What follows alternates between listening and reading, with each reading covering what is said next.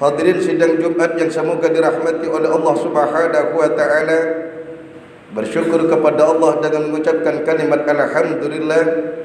Bersalawat salam kepada Nabi Muhammad sallallahu alaihi wasallam dengan mengucapkan Allahumma salli wa sallim ala sayyidina Muhammad wa ala ali sayyidina Muhammad.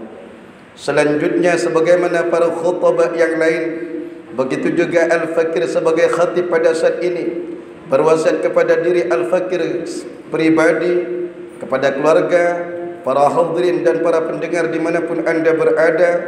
Marilah kita tingkatkan iman dan takwa kita kepada Allah dengan melaksanakan perintah Allah dan menjauhi larangannya. Di antara tanda-tanda orang bertakwa kepada Allah ialah di antaranya mencintai, mendengarkan dan mendekati para ulama, karena para ulama adalah ahli warisnya para nabi. Tentunya untuk bertemu dengan para nabi secara langsung tidak mungkin bagi kita, karena zaman nubuah, zaman kenabian telah berlalu daripada kita. Tapi ingat bahwa para nabi mewariskan ilmu-ilmu mereka kepada para ulama. Maka hati dan dada para ulama tersimpan warisan para nabi Muhammad, para nabi, terutama kanjeng Nabi Muhammad sallallahu alaihi wasallam. Maka oleh karena itu Rasulullah sallallahu alaihi wasallam senantiasa mewanti-wanti kita dalam hadisnya, yang hadis ini diterangkan dalam kitab Nasaihul Ibad di antaranya. Apa kata Nabi? Alaikum bimujalasatil ulama wastima'i kalamil hukama. Hai umatku, sering-seringlah, perbanyaklah kalian duduk dengan para ulama dan mendengarkan kalam hikmahnya, perkataannya para hukama, para ulama bijaksana. Fa innallaha yuhjil qalbal mayyitah binuril hikmah. Karena sesungguhnya Allah Ta'ala menghidupkan hati yang mati, melembutkan hati yang keras, serta mensehatkan hati yang sakit dengan ilmu yang bermanfaat, dengan cahaya hikmah, ilmu yang bermanfaat. Kama yuhyil ardal mayyitata bima'il matar, sebagaimana Allah Ta'ala menyuburkan tanah yang gersang dengan air hujan. Dan ingat, Allah berfirman daripada keutamaan ulama, Bismillahirrahmanirrahim, yarfa'illahu alladhina amanu minkum. Allah Ta'ala mengangkat derajatnya orang-orang beriman di antara kamu daripada orang-orang yang tidak beriman. Walladzina utul ilma darajat, dan Allah mengangkat derajatnya orang-orang beriman mempunyai ilmu dengan beberapa derajat. Terbukti dalam sabda hadis Rasulullah sallallahu alaihi wasallam, yashfa'u yaumal qiyamah al-anbiya thumma al-ulama thumma syuhada. Kelak di hari kiamat, di antara manusia yang diberi izin oleh Allah Ta'ala untuk memberi syafaat, memberi pertolongan kepada manusia yang lain, pertama para nabi, setelah itu para ulama, kemudian orang-orang yang mati syahid.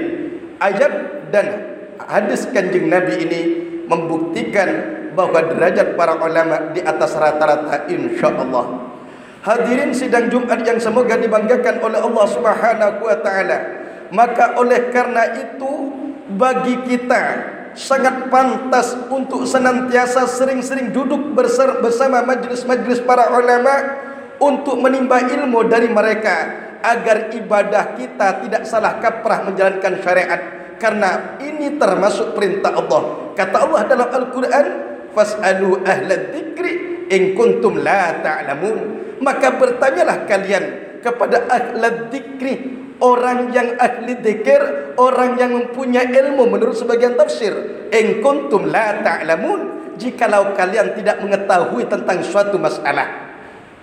Karena imbas atau musibah daripada kita lari dari para ulama itu sungguh luar biasa. Bukan hanya dalam agama kita, bukan hanya di dunia kita, bahkan di akhirat pun akan mendapatkan musibah tersebut.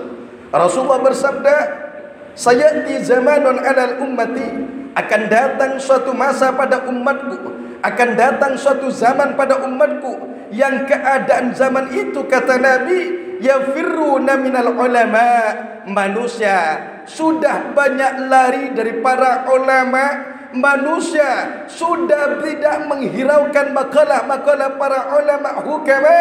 Kalau sudah demikian, fayabtalihimullahu bisalati baliyan, maka Allah Ta'ala memberi bala, memberi musibah kepada mereka, masyarakat, kaum yang menjauh dari para ulama, bisalati baliyan, dengan 3 bala musibah besar.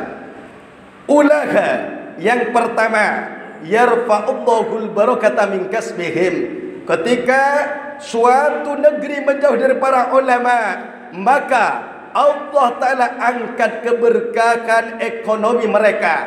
Boleh jadi dia kaya raya, okey.